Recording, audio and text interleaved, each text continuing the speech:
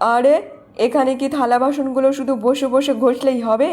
সংসারের তো আর বাকি কাজগুলো পড়ে আছে। তা কে সামলাবে ওগুলো?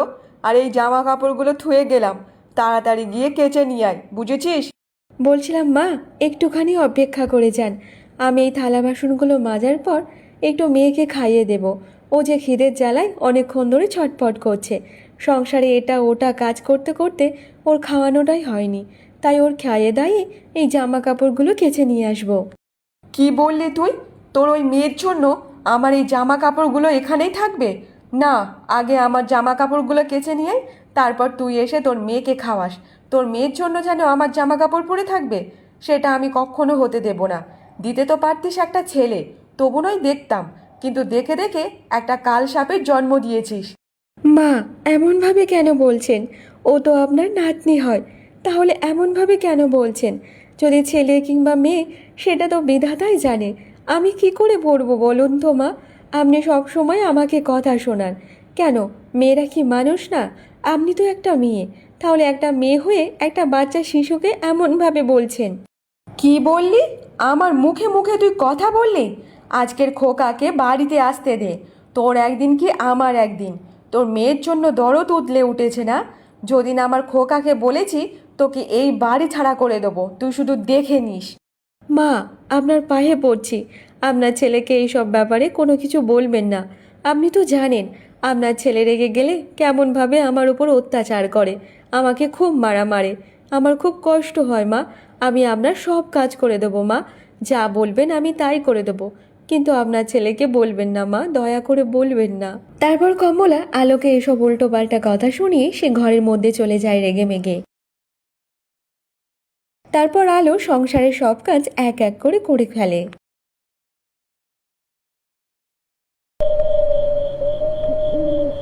রাত হয়ে যাওয়ার পর পলাশ সে কাজে থেকে বাড়িতে ফিরে আসে। তখন তার মা পলাশকে বলতে থাকে, দেখ খোকা, আজকাল তোর বউয়ের মুখে মুখে খুব তর্ক করতে শিখেছে। একটা কথা বললে 10টা কথা শুনিয়ে দেয়।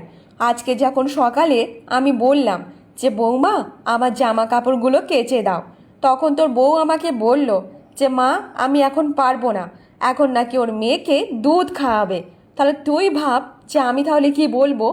মা, আমি তো এমনভাবে বলিনি। তাহলে আপনি বানিয়ে বানিয়ে কেন ওর সামনে মিথ্যে কথা বলছেন? আমি তো বলেছিলাম যে একটুখানি সময় লাগবে। আমি সংসারে কাজ করতে করতে সোনামাকে দুধ খাওয়াইনি, তাই ওকে খাইয়ে দাইয়ে তারপর জামা কাপড়গুলো কেচে দেব। কিন্তু আপনি তো আমাকে অনেক কথা শুনিয়ে গেছেন, আর আপনার ছেলের কাছে আপনি এমনভাবে মিথ্যে কথা শোনাচ্ছেন। আরে আলো, তুমি তো আমার সামনে দাঁড়িয়ে দাঁড়িয়ে এমন ভাবে তর্ক করে যাচ্ছ। তবে মা কি ভুল বলছে নাকি? তোমার কি একটুও লজ্জা শরম নেই নাকি, যে তুমি মায়ের ওপর এমন ভাবে চোবড়া করতে থাকো? কেন, মা যা বলে সেই কাজগুলো করতে পারো না নাকি অক্ষরে অক্ষরে? না গো, তুমি বিশ্বাস করো, আমি এমন কোনো কিছু করিনি। আমি তো সংসারের সব কাজ করে যাই। মা যা যা বলে আমি সব করি। তারপরেও মা এমনভাবে বলছে মিথ্যে কথা। দেখেছিস খোকা, দেখেছিস তোর বউ কেমনভাবে তোর সামনেও মিথ্যা কথা বলছে?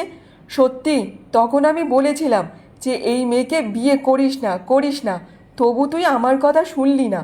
সেই তো বিয়ের সময় তো কোনো কিছু দেয়নি তোকে। আমাদের ঘরের একটা মেয়েকে বিয়ে করে নিয়ে এসেছিস। যদি একটা ছেলে সন্তান জন্ম দিত, তবু নয় একটা হতো, কিন্তু দেখ, একটা মেয়ে জন্ম দিয়েছে। সে কি আমাদের ধুয়ে ধুয়ে জল খাবো নাকি তাদের? এটা তো বলতো দেখি। মা, আপনি কেন এমন ভেদাভেদ করেন বলুন তো? ছেলে কিংবা মেয়ে সব তো সমানই।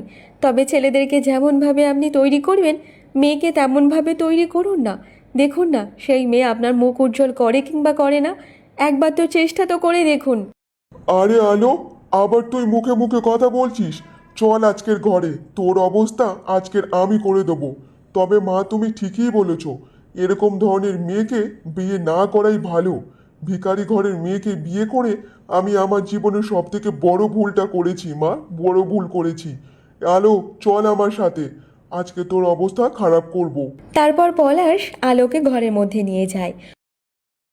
আমাকে মেরো না, আমি আর কোনো কথা বলবো না, আর কিচ্ছু বলবো না। আমি তোমাদের সব কাজ করে দেবো, তোমাদের বাড়ি যা যা কিছু হয় সব করে দেবো। আমাকে মেরো না, আমার যে খুব কষ্ট হয়, মেরো না আমাকে। মার খোকা, আরো মার। এই মেয়েকে দেখলে আমার গা পিত্তি জ্বলে ওঠে। এই ভিখারি ঘরের মেয়েটাকে মেরে মেরে মেরে ফেল, যদি আমার বুকের জ্বালাটা শান্ত হয়। দেখলে যেন গা পিত্তি জ্বলে যায়। মার মার, আরও মার। পরদিন সকাল থেকে আলো সব বাড়ির কাজ এক এক করে করছিল, কিন্তু পলাশ একটা মেয়েকে বিয়ে করে নিয়ে ঠিক দুপুরবেলা চলে আসে।